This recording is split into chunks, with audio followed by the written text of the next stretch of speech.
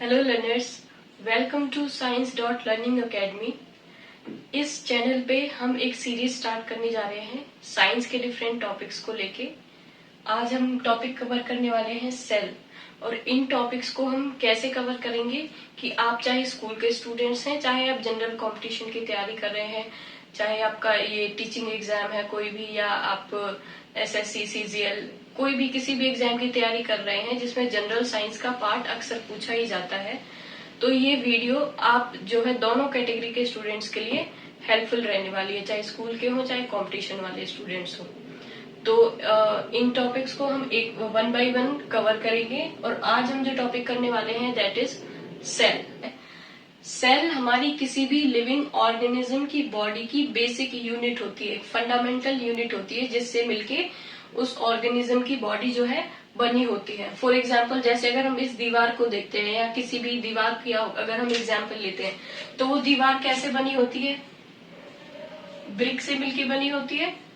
एक ब्रिक के ऊपर दूसरी ब्रिक उनको लगाया जाता है, अरेंज किया जाता है, और उसके बाद क्या है, पूरी दीवार तैयार की जाती है, और उस दीवार से क्या है, पूरी बिल्डिंग तैयार की जाती है। एक दीवार से दूसरी दीवार, उनको फिर छत डाली जाती है। इस प्रकार जो है हमारी पूरी बिल्डिंग तैयार की जाती है। तो कुछ इस तरह से ही ऑर्गेनिजम्स की बॉडी बनी होती है।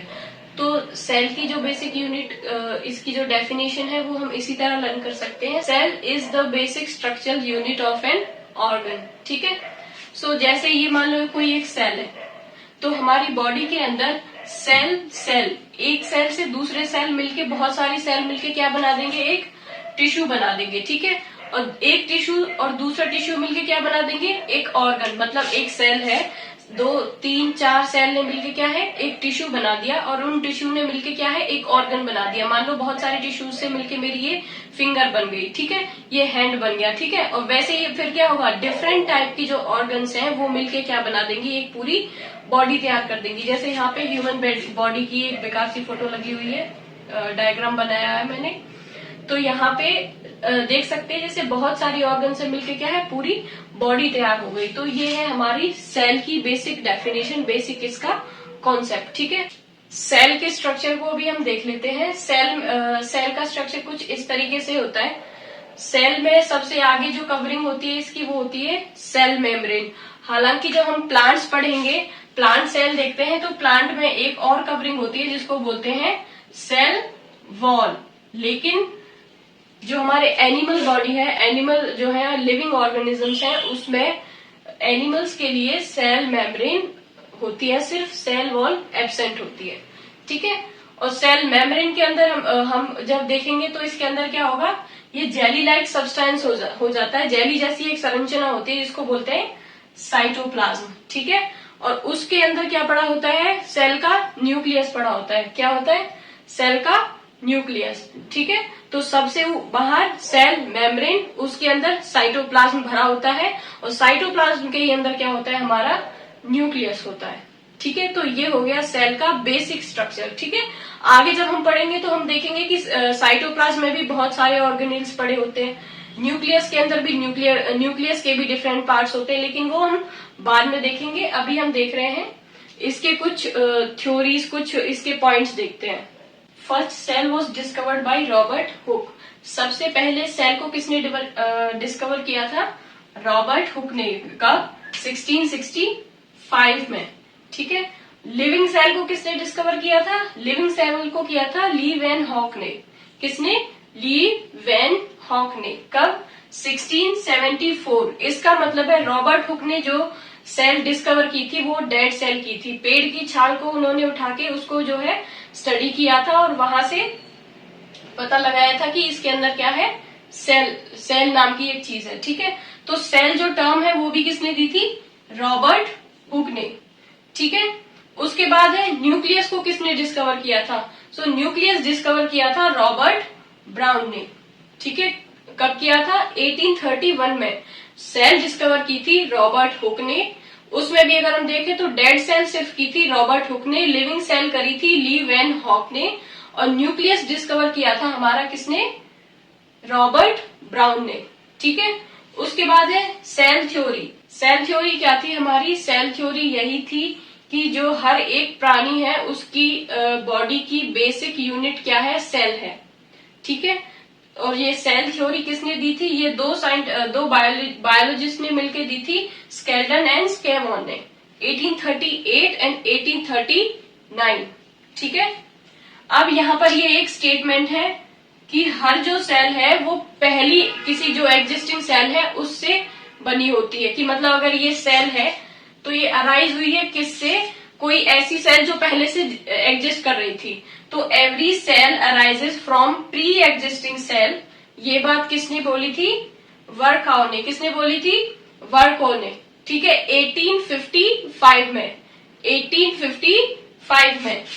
प्रोटोप्लाज्म, देखो प्रोटोप्लाज्म क्या होता है, जब हम साइटोप्लाज्म प्लस न्यूक्लियस को जब मिला देते हैं तो साइटोप्लाज्म और न्यूक्लियस से मिलके जो टर्म बनती है उसको हम बोलते हैं प्रोटोप्लाज्म, उसको बोला जाता है प्रोटोप्लाज्म। अब ये प्रोटोप्लाज्म वर्ड किसने दिया था, ये दिया था पर्किंसे ने। किसने दिया था, पर्किंसे ने। तो ये कुछ हमारे फैक्ट्स थे सेल को लेके, इनको आपको लर्न करने की जरूरत है। ये जनरल एग्जाम्स जो होते हैं हमारे उनमें काफी पूछे जाते हैं। तो चलिए अब सेल के पार्ट्स के भी डिफरेंट पार्ट्स को स्टडी करने की कोशिश करते हैं। ठीक है,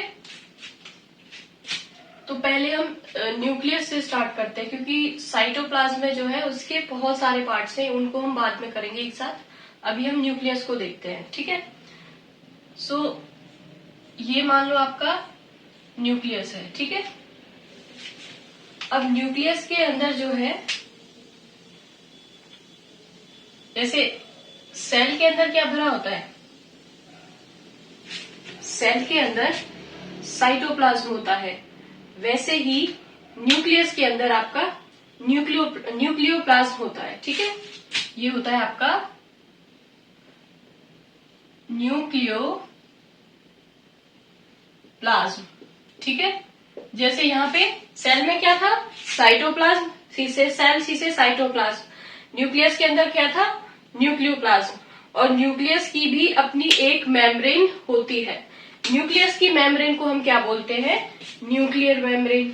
ठीक है, न्यूक्लियस की मेम्ब्रेन को हम बोल देते हैं न्यूक्लियर मेम्ब्रेन। न्यूक्लियस की अपनी वॉल होती है, उसको बोलते हैं न्यूक्लियर मेम्ब्रेन। न्यूक्लियस के अंदर जेली जो स्ट्रक्चर होता है, जेली लाइक अपना उसका भी सब्सटेंस होता है, उसको बोलते हैं न्यूक्लियोप्लाज्म।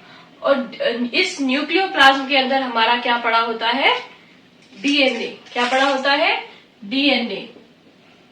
और डीएनए के अंदर क्या होती है, ये थ्रेड लाइक स्ट्रक्चर होती है, धागे जैसी संरचना होती है, स्ट्रक्चर होते हैं थ्रेड लाइक। इनको हम क्या बोलते हैं, क्रोमोजोम। इनको हम क्या बोलते हैं, क्रोमोजोम। ठीक है, और इसी को हम बोल देते हैं जेनेटिक मटेरियल। तो जेनेटिक मटेरियल आपका कहां पर पड़ा होता है, न्यूक्लियस में पड़ा होता है। न्यूक्लियस के भी अंदर कहा, न्यूक्लियोप्लाज्म के अंदर पड़ा होता है। ठीक है, और यही वो स्ट्रक्चर है, यही वो थ्रेड लाइक स्ट्रक्चर्स हैं जिनकी वजह से आपके जीन्स डिसाइड होते हैं। ठीक है, मीन्स फादर की या मदर की कौन सी जो है क्वालिटीज, आईज क्वालिटीज, जैसे कि आईज, हेयर कलर या हाइट, वो बच्चे में ट्रांसफर होने वाली है। ठीक है, सो जीन्स हमारे कहाँ पड़े होते हैं, जीन्स हमारे कहाँ से डिसाइड होते हैं, अगेन न्यूक्लियस में जो डीएनए होता है वहां से। ठीक है, अब एक चीज मैंने आपको बताई है यहाँ पे कि न्यूक्लियर मेम्ब्रेन होती है न्यूक्लियस में। तो इसी न्यूक्लियर मेम्ब्रेन के बेसिस पे जो है सेल को दो पार्ट्स में डिवाइड किया जाता है। ठीक है, सेल को डिवाइड किया जाता है दो पार्ट्स पे। कैसे डिवाइड किया जाता है, कुछ सेल्स होती हैं जो जिनके पास जो न्यूक्लियस है अपना प्रॉपर एक न्यूक्लियर मेम्ब्रेन के अंदर पड़ा होता है, जो उनका जेनेटिक मटेरियल है वो प्रॉपर बाउंडेड होता है न्यूक्लियर मेम्ब्रेन से। लेकिन कुछ जो सेल्स होती है हमारी, उनका जो न्यूक्लियस है वो न्यूक्लियर मेम्ब्रेन उसके पास नहीं होती है, उसका जेनेटिक मटेरियल ऐसे ही पड़ा रहता है। ठीक है, तो ये किसके पास होता है और किसके पास नहीं होता है। तो जो हमारी पुरानी सेल्स हैं, इसको हम याद कैसे रख सकते हैं, जैसे पहले क्या होता था, पहले सब ऐसे ही जंगलों में रहते थे, भटकते थे, कोई किसी के पास घर नहीं था, कोई कवरिंग नहीं थी, कुछ नहीं था। तो पहले उसको याद करते हैं, पहले के फेज को या पहले जो पुराना टाइम होता है उसको हम बोलते हैं प्रिमिटिव। ठीक है, प्रिमिटिव को ही हम, प्रिमिटिव से ही बढ़ा है हमारा प्रो। तो जो प्रो, इसको सेल को दो पार्ट्स में डिवाइड करते हैं इन्हीं वर्ड के बेसिस पे। एक होता है प्रोकार्योट और दूसरा होता है यूकार्योट। एक होता है prokaryotic cell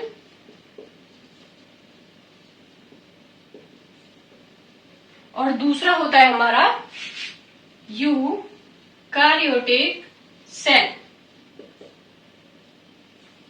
so pro means पहले प्रिमिटिव लोगों के पास घर नहीं था, बस ऐसे ही जंगलों में फैले हुए रह रहे हैं, सब जगह फैले हुए मीन्स जेनेटिक मटेरियल ऐसे ही पड़ा हुआ है।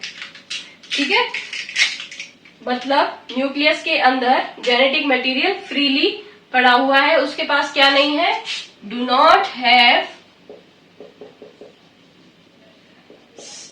Nuclear membrane. अब इस यूकार्योट का मतलब क्या होता है, ईयू का मतलब होता है यू मीन्स इसका बेसिक मीनिंग होता है न्यू। ठीक है, तो हमारे जो न्यू टाइप के सेल्स है, नए टाइप के सेल्स है, जैसे ह्यूमन ने भी क्या है, एडवांसमेंट किया है। पहले हम ऐसे ही रहते थे जंगलों में, फिर छोटे छोटे घर बनाए, मिट्टी के घर बनाए, फिर ईंटों के घर बनाए, फिर अभी और एडवांस टाइप की टेक्नोलॉजी है, अच्छे अच्छे जो है हमने एडवांसमेंट कर ली है, मशीन्स वगैरह। वैसे ही सेल में भी यही हुआ है, सेल में भी एडवांसमेंट होता है, डिवीजन होता है, नई नई चीजें जो है उसमें मोर डेवलप्ड सेल हमारी बनती हैं। ठीक है, तो इसी तरह से जो न्यू, इस यू शब्द का ही मतलब क्या है, न्यू। जो न्यू टाइप ऑफ सेल्स है हमारी, मीन्स एडवांस ऑर्गेनिज्म में, मीन्स हमारे अंदर जो सेल्स हैं उनको बोलते हैं यूकार्योटिक सेल। इन सेल के पास अपना न्यूक्लियर मेम्ब्रेन होती है। ठीक है, इनके जो न्यूक्लियस होता है वो क्या है, एक न्यूक्लियर मेम्ब्रेन बाउंडेड न्यूक्लियस होता है इनका। ठीक है, तो ये है हैव न्यूक्लियर मेम्ब्रेन।